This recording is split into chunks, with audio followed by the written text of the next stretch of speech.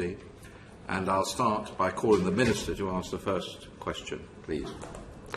Thank you, Sir Edward. It's a pleasure to serve under your chairmanship. Just my first question to Mr Morgan would be what implications he might see for British citizens living in Europe of the social security coordination provisions within this bill. The sound is not very good, but I will do my best. The question was about the social security provisions, is that right? It was about whether you see what implications you see for British citizens in Europe about the social security coordination provisions in the bill. Okay, thank you very much. And can I start by thanking the committee very much for asking us to give evidence, even in this rather strange way. The social security provisions are crucial for UK citizens in the EU. They govern pensions, pension increases, healthcare, other benefits, and the aggregation of the equivalent of national insurance contributions made in different countries, without which some people would fail to meet the minimum contribution periods for pensions or other benefits. Those provisions are preserved in EU law, in UK law, by the 2018 Withdrawal Act, so there should be no impact. However, as the briefing note which we've prepared and which I hope has been circulated makes clear, we are worried about Clause 5 because it creates a regulation-making power wide enough to modify rights under the withdrawal agreement. And we're worried about that on two grounds, and we entirely accept it's in the explanatory note that the government says it does not intend to have an impact on our withdrawal agreement rights. But the concerns are twofold. Firstly, as a constitutional issue, it's wrong to create a power in a regulation which might breach an international treaty. If this is to be done, it should be done by primary legislation after a proper debate. And perhaps more practically, those social security provisions which are listed in the bill are right up there with UK immigration law for complexity. Byzantine complexity is no exaggeration. It would not be difficult for an unintended breach to slip through. And therefore, to prevent a mistake, if you like, a breach of the treaty by mistake, it's important that any such amendment should be made through primary legislation after a proper debate. And if I could just follow up first, and speaking as the Minister, a Minister can't make a regulation which breaches international law, just to be very clear on that point. In terms of the looking towards an agreement on social security coordination, would you have concerns if, for example, one was reached but the legislation didn't allow the government to quickly implement it? I'm sorry, I'm having great difficulty in hearing the question. Well, Minister, I think you just have to lean into the microphone and speak very loudly. Right. See what we can do. I won't repeat the preface of the comments around a minister cannot breach international law in regulations. But in terms of this question I was to ask is, would have any concerns if, for example, the legislation didn't empower a minister to be able to quickly implement an agreement in relation to social security coordination if one was reached with the European Union before the 1st of January? You're talking about the future relationship beyond Brexit, effectively, yes? Yes, if effectively there are negotiations ongoing and if the government reaches an agreement and it wishes to implement it before that time. I should start by saying that we're fairly careful in the representations which we made. We are a group which represents British citizens in Europe affected by Brexit, so there before Brexit. We've tended not to get into policy post the end of the transition period, simply because it's, if you like, not within our remit to do so, and in many ways it's for others to express views on that. Clearly it's important that if a further agreement is made for rights which extend to others beyond those who are already in the EU, it's important that the government should be able to implement that. But whether that's by primary legislation or regulations made at the time for that purpose is really a matter for this committee to decide. I don't think British in Europe would have a strong view about it. Okay. Thank you. Holly Lynch. Thank you, Chair. Perhaps if I could come to Professor Ryan first, and thank you very much for your written submission to the committee. Look into Clause 2 of this bill. Can you just talk us through what you think might be missing from Clause 2? Certainly. Firstly, thank you very much to the committee and to the Chair for the invitation today. By the way, I think, I don't know how our other witnesses are going to hear you, but I think the acoustics are not brilliant, and I suspect they're quite a long way, and they're already having difficulty hearing anyway, so just speak up loudly and slowly and clearly. Sorry to interrupt. I will do my best. So I obviously welcome Clause 2. I see it as addressing a long-standing gap in immigration law, which is a lack of clear provision for Irish citizens, notwithstanding that there has not been a policy or practice of placing restrictions upon them. So it is obviously welcome. Particularly, as I see it, the clause addresses the legal status of people who come to the United Kingdom, who enter the United Kingdom, Irish citizens, I mean, from outside the common travel area. So I wholeheartedly welcome the clause, as it were. There are some finer points where one might point to potential problems down the road, and so the ones that I've identified in my evidence are, firstly, as regards family migration.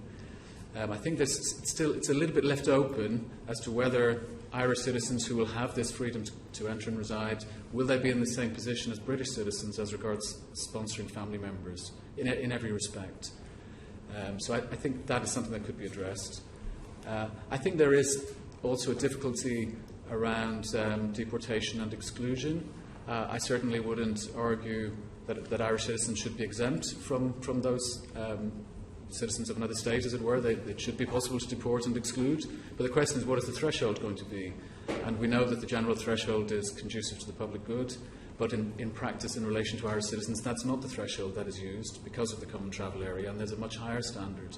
So could that be written into legislation, or perhaps commitments obtained during the course of the bill's passage as to how those powers would be used in relation to Irish citizens in the future? Then my third suggestion would be to consider the situation of persons of Northern Ireland, to use the recent jargon. The Belfast Agreements, of course, permit people from Northern Ireland to identify as British or Irish or both. So if we focus on identifying as Irish, then is there really sufficient provision in immigration law for people to do that? They're not guaranteed full equality as regards family sponsorship, and they don't have immunity from deportation and exclusion either, unless they assert British citizenship. So it's, in the grand scheme of things, it's a detailed point, but I think it's important in the Northern Irish context. Could you stop? Could you hold on a moment? Sorry. Could you just check that's all right, please?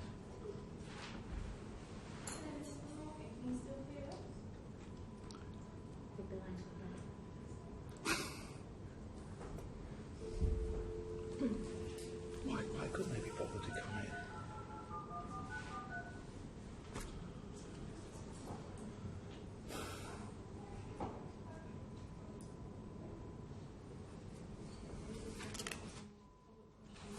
Do you want more questions? Yeah, keep going as long as you like, yeah. Okay. With that in mind... Are we connected all right? Hello, Mr. Morgan, can you hear us? Well, I think Hello. we better carry on anyway, I think, yeah. Holly? Great, thank you for that. And just in relation to deportation for Irish citizens. So, since 2007, the UK government's policy position is to deport Irish citizens, as you've mentioned, only where a court has recommended deportation in sentencing, or where the Secretary of State concludes, due to the exceptional circumstances of the case, the public interest requires deportation. Are you aware of any examples of that happening in practice in recent history, and what the circumstances were? I'm afraid I don't have an answer to that. I've been following it, as it were, in relation to the policy statements, not in relation to individual cases. Okay. Thank you, Chair. All right. I think our next questioner is Stuart MacDonald. Thank you very much, Sir Edward. If I could just continue, Professor Ryan, on the issue of deportation, because this very same issue, I think, arose this time last year in the previous bill. And is it right that at that time the Immigration Minister made a commitment to the higher threshold, even though it wasn't within the bill? Do I recall correctly? I'm not sure that I do or not. That is correct, yes. I believe in the committee stage, in the light of the evidence, perhaps, the Minister did make that commitment, yes. And obviously those commitments are welcomed, too, from my perspective. But it then begs the question, why not just put it on the face of the bill, I suppose? It's obviously stronger if it's put out in the bill. If it's not, policy can always be changed. And I suppose for one of the, going back to the wider clause, I think one of the strengths of what is being done is to give clarity to Irish citizens themselves as to what their position is in the United Kingdom, and I think that's in a sense the issue as well with deportation, as to what are the arrangements going to be, what are the standards going to be, and having things in legislation rather than in policy is obviously stronger from the perspective of Irish citizens. Sure. And could I just ask a couple of questions about family rights then? I think in your written evidence you say that so Irish citizens in the UK will be able to be joined by non-EEA family members because they'll be treated as settled persons, essentially. Is that right? I would say my main concern is as regards Irish citizens who are not yet resident in the United Kingdom. It is the case that Irish citizens are treated as settled once they commence residence. So from that point, they would clearly, as things stand, be able to sponsor. But what about the Irish citizen who's planning to come with their non-British or Irish family? They need entry clearance. How is it going to work for them? And that's because the fact that they're not in the UK means obviously they can't be treated as settled persons. Yeah. Okay. If I could ask Mr. Morgan a question, if he's able to hear. Okay. Are you receiving us, Claire? Yes, I'm hearing very little of the other evidence, but I heard that question. Okay. Mr. Morgan, could I ask, I understand from your submission there are issues with this bill in relation to UK nationals who want to come back to the UK from countries in the EEA with family members. Could you just explain what those issues are? Yes, thank you. I'd like to highlight a particular hardship which UK citizens living in the EEA will face after March 2022. The background is that in the negotiations over the withdrawal agreement, citizens' rights were a first priority for both sides, and reciprocity was the watchword. In other words, whatever we got, they got, and vice versa, was a clear underlying consideration in the negotiation. But the right of citizens to return with their families to their country of origin was deemed outside the scope of the negotiations, and the result is a serious inequality between UK citizens in the EU and EU citizens in the UK, where, perhaps rather perversely, the discrimination is by the UK against its own citizens. We've put forward an amendment in our briefing paper, and it's been picked up as amendment number 14 in the list of amendments before the committee.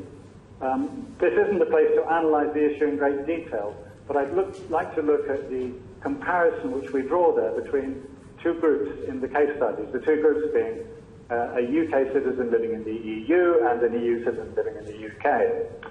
It's a familiar story. A young UK citizen gets on their bike and goes to find work in the EU, meets someone there, they marry, they have a family, and they settle there.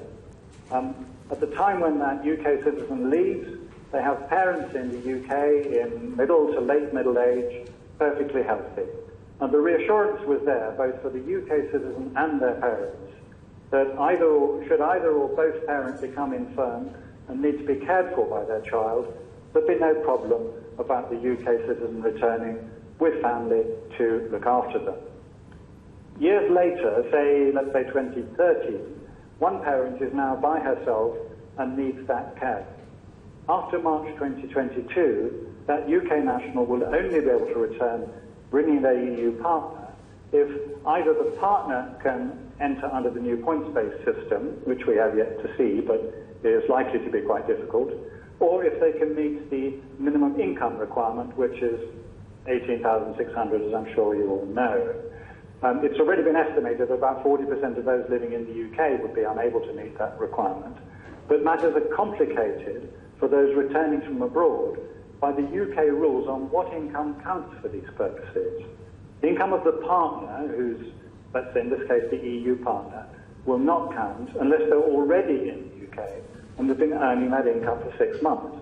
So it's a Kafka's situation. You can't get in unless you've got the income, but your income only counts if you've already got in. So in practice, the UK national has to earn the minimum income requirement on their own, whilst at the same time caring for their parent.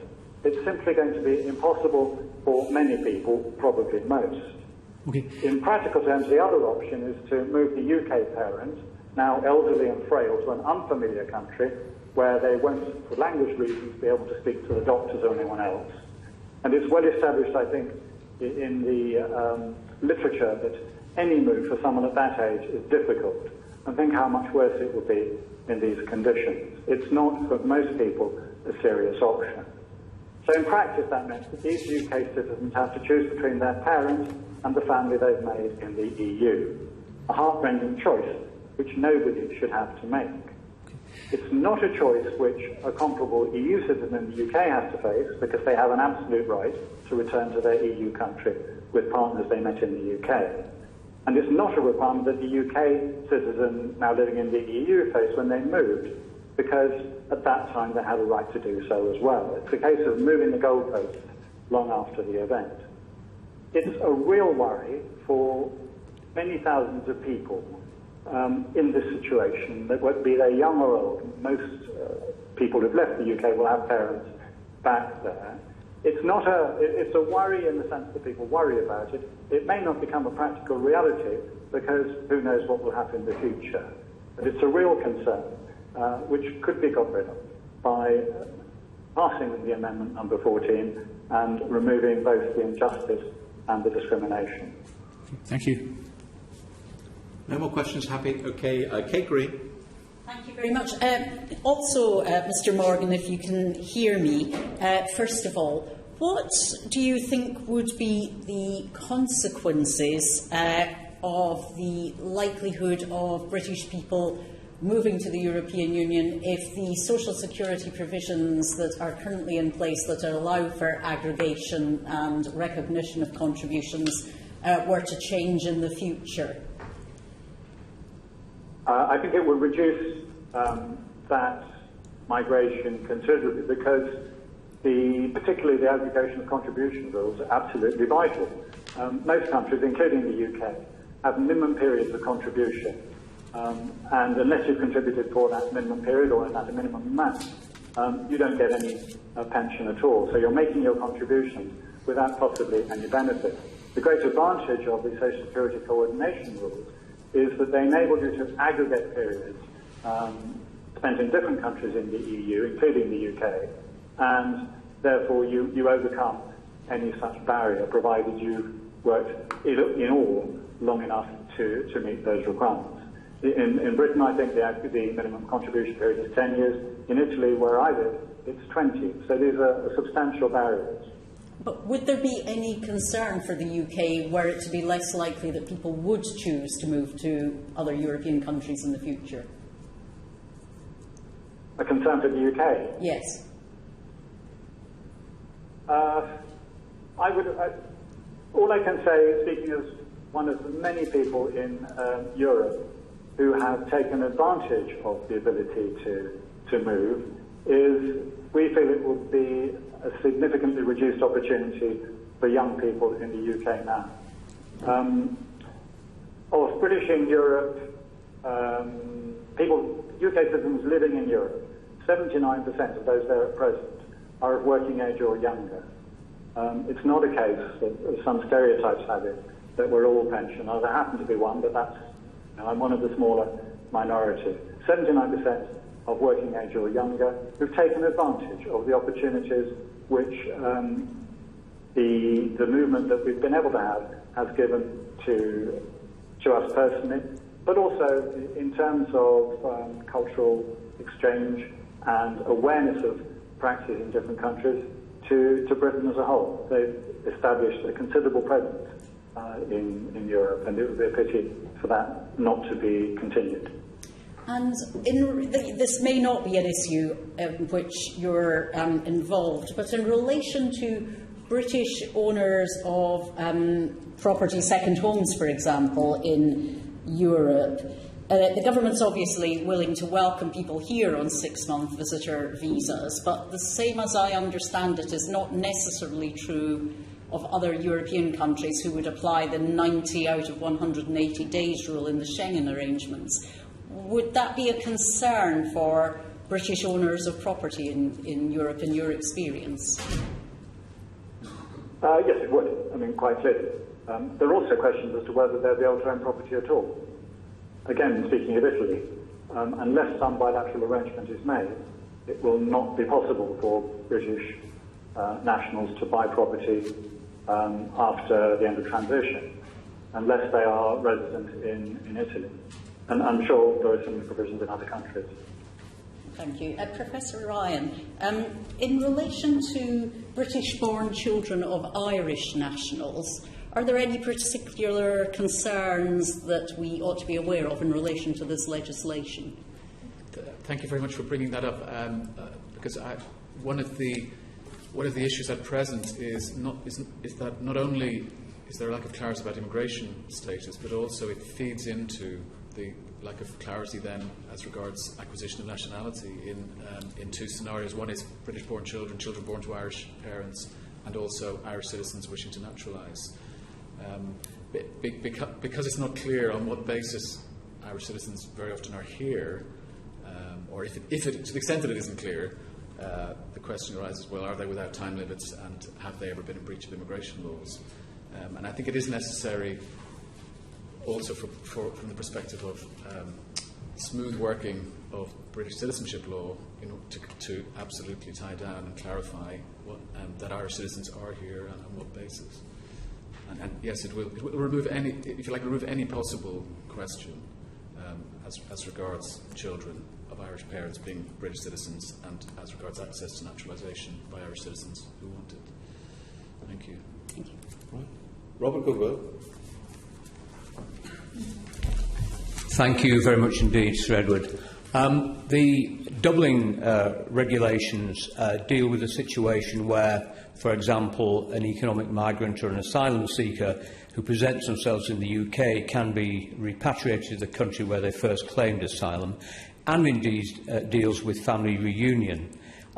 Could I ask Professor Ryan whether this bill will have any implications on the operation of the Dublin arrangements, or indeed could the bill be improved to enshrine some of its obligations on that statute book, or is that completely unnecessary?